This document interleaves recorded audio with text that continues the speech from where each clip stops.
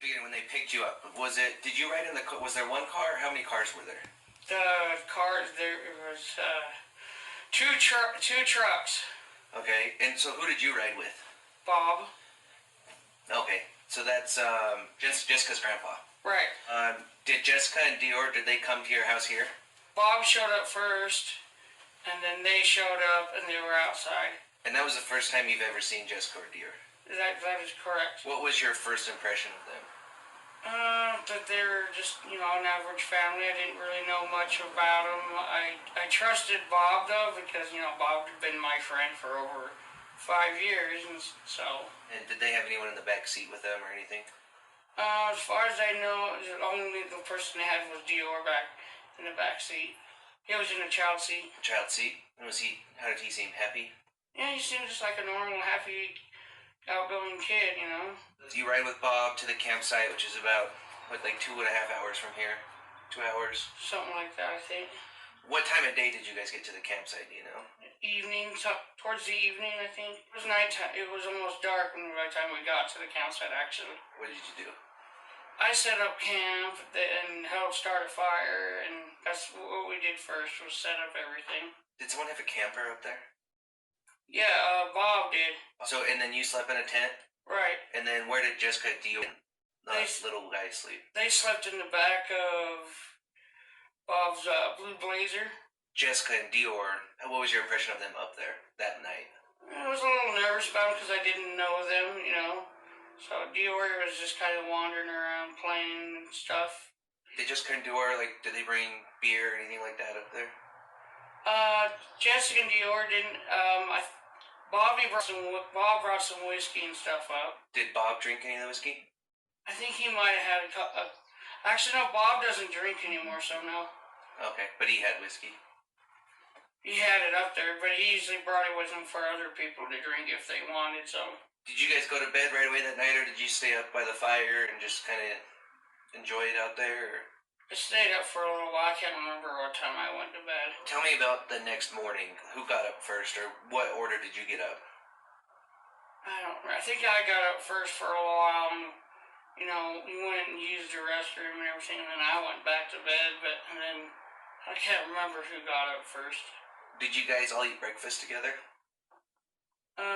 Breakfast, if we even had breakfast that day. I think we did have breakfast that morning. What was baby DeOrr like that morning? Do you remember? Yeah, I think he was playing and trying to throw stuff in the fire, and his dad got after him for that, just like a normal 2-year-old. So after breakfast, did you go fishing? Did you go hiking? What did you do? I went back to bed because I was still tired. So you don't know what Jessica and DeOrr did? No. When did you get up for the day? Was it in the afternoon? Probably about noon or so. What was going on then?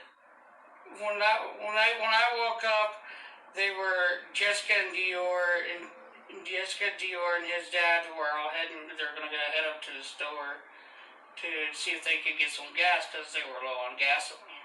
Was the gas station not open when they came through? Or yeah. Did they need it for like a generator or something? I think they needed fuel. For some reason, they needed fuel. I think they were. I can't remember why. But on the way up, yeah, it wasn't open. By the time we got to the store, it wasn't open. So they left the campground to go get gas. And who went? Who all went? DeOrr went, his mom, and You mean baby DeOrr? Yeah, and his mom, baby Jessica. DeOrr, and his dad. Okay. Bob took me around to try to show me a few fishing holes up around the reservoir in that area. And you saw DeOrr when they went to the store, baby DeOrr. He was fine. He was just being a kid. Yeah, and they all packed up and went to the store. Okay. And then were you at the campground when they came back? Yeah. And baby DeOrr was still with them when they came back? That is correct. Okay. So then what happened? What were you guys doing then? Do you remember? We kind of just, sat around, chatted for a little bit, hung out, and then Bob told me to go show him where we got all the fishing gear ready, and Bob told me to show them where the fishing hole. I walked upstream towards the fishing hole where we were catching them. Mm-hmm. Me and Bob were fishing before, and I showed him where it was and everything. How long do you think you were up there with When you were showing Jessica and DeOrr, how long were you up there with them? I'm not sure. I don't. You don't know? Do you know how far away from the campground? Maybe, I don't know, about 300-400 feet or something. Not very far. Okay. I seen when we went to it, I saw, I thought everybody was with us. I thought I was ahead of him. DeOrr Sr. was behind me. We were going as a group, yeah. So, and did you look back? Did you actually see them all with you as a group at some point? At some point, before we were all as a group as we started to remember all of us being together. Whatever happened, right. Bob wasn't there. Bob was stayed at the camp. Okay. But to the very first spot when you were showing them, do you remember, was Jessica holding DeOrr? Was Senior DeOrr holding DeOrr? Because if he was having trouble walking, he probably, right? Right. So do you remember if anyone was holding him? If he was down there, like I said, I don't I can't answer that. I don't That's like I said, I don't remember everything. As far as I know, I thought baby DeOrr was still behind Jessica. Like when I went to go show them the fishing hole, like I went down there and showed Jessica where the fishing hole is, and I assumed that, DeOrr and his dad were right behind me. Okay. Or just behind us. It was taking them a little bit to catch up. Mm-hmm. And at what point did you and DeOrr Sr. and Jessica split up? They went somewhere else and you went somewhere, you said earlier, right? You came down the creek closer to the campground and left them up there? Yeah. And so... I did. I don't know, it was like 5-10 minutes. I showed them, I think it must have been 5-10 minutes. Okay. After I did that, I started to walk. I walked towards camp and I went to another fishing hole to fish. And I was down there fishing for a while, and that's when I noticed Bob was up there on the ridge walking, pacing back and forth. So I asked him what was going on, and he said little DeOrr is missing. And I was like, what? So, and then exactly the distance there. You said that Bob was like pacing on the ridge. What do you mean the ridge? There's really high banks.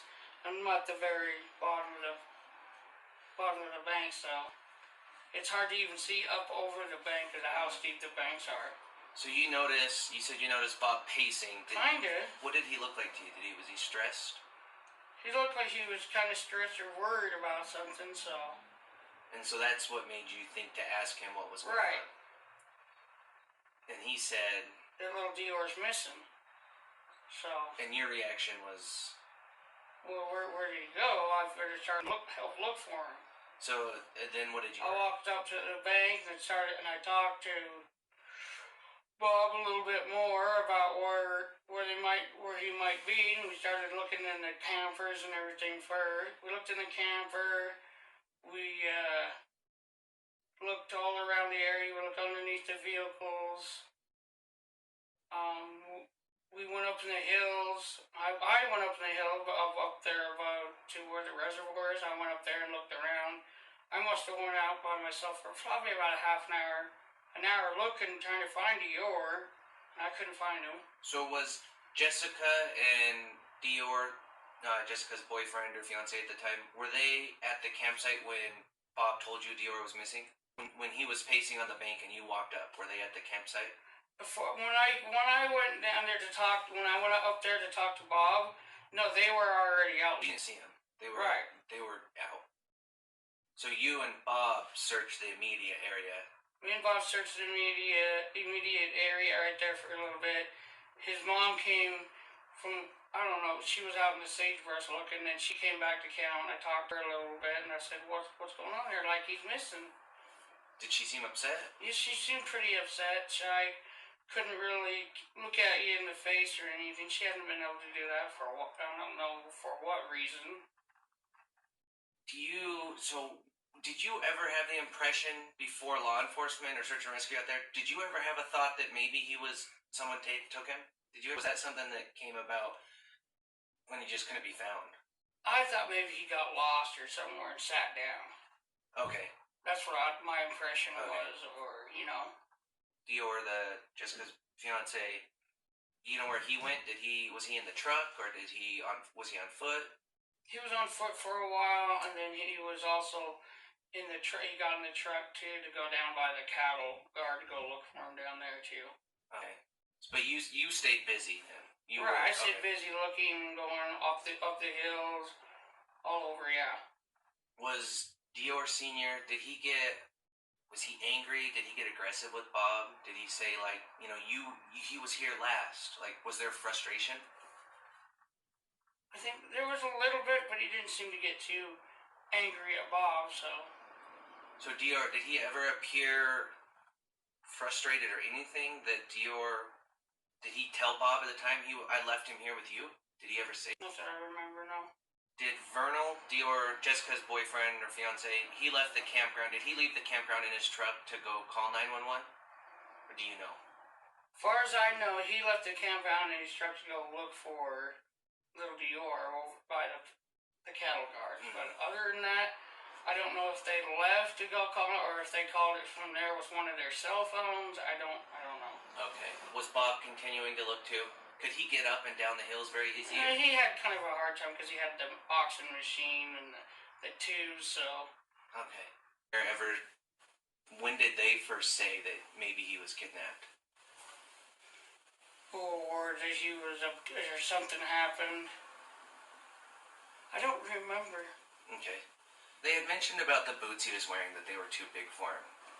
Is that your same opinion? Yeah, they were kind of big on him, and he was kind of clumping around, And that was your observation, not right, what they told you. Right, and he had kind of a hard time walking anyway, because he's only like 2. Your last impression, the last time you saw baby DeOrr, what was your impression of him? That you can remember the last time seeing him? That he was, having fun. Just like I said, he was just like a normal DeOrr, having fun, doing his thing. Looking at different, exploring, looking at different things, Can you say 100% for sure baby DeOrr was up there? Yes, I can tell you that much that he was up there. Okay. What were your thoughts that night when you were trying to fall asleep? What was going through your mind, thinking about the day's events? It's cold. If he's gonna be sick, if he's okay. Mm-hmm. That's what was going through my head. Did you ever feel accused by them? Did they ever confront you?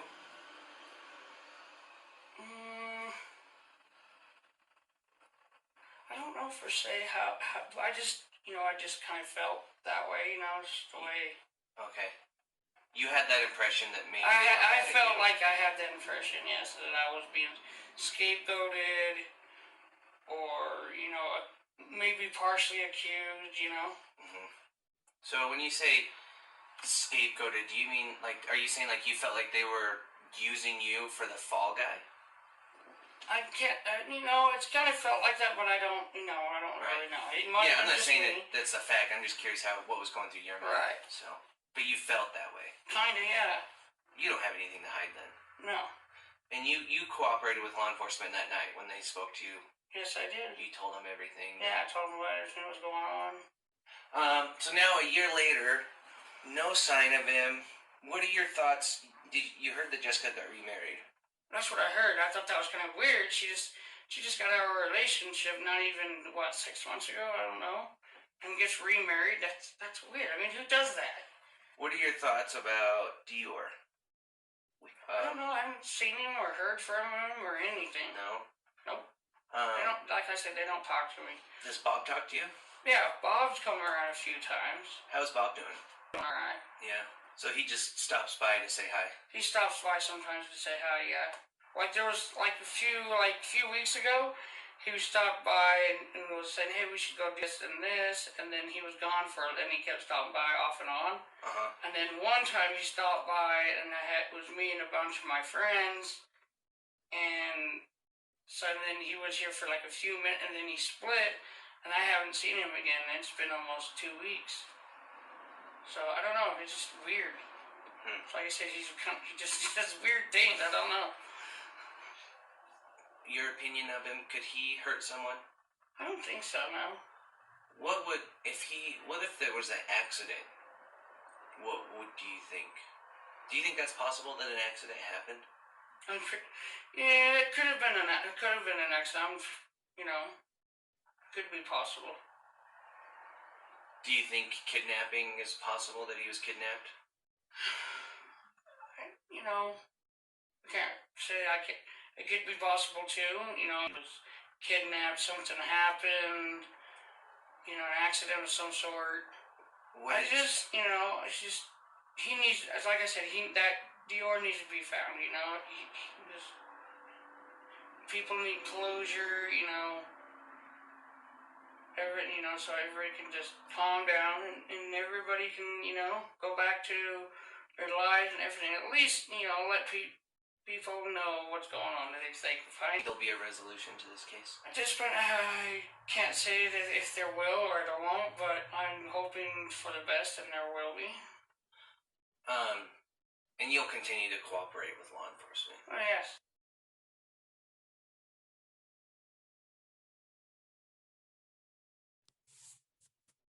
At first, I was kind of sketchy about talking to anybody, but then the way the social media has been and everything, I thought if I talk to the police and everything, maybe everything will cool down a little bit. Maybe they'll get closer to solving this case. He gave us a couple of things that we can follow up on. There's a couple of things that we need to compare to the master timeline on this from all the witness statements. We do get concerned, Mr. Renoir, because again, he's not forthcoming. He'll be glad to tell you what he wants you to know, but he won't tell you the details of what he wants you to know. I know for a fact law enforcement has not asked him to be quiet. They have not put any restrictions on him.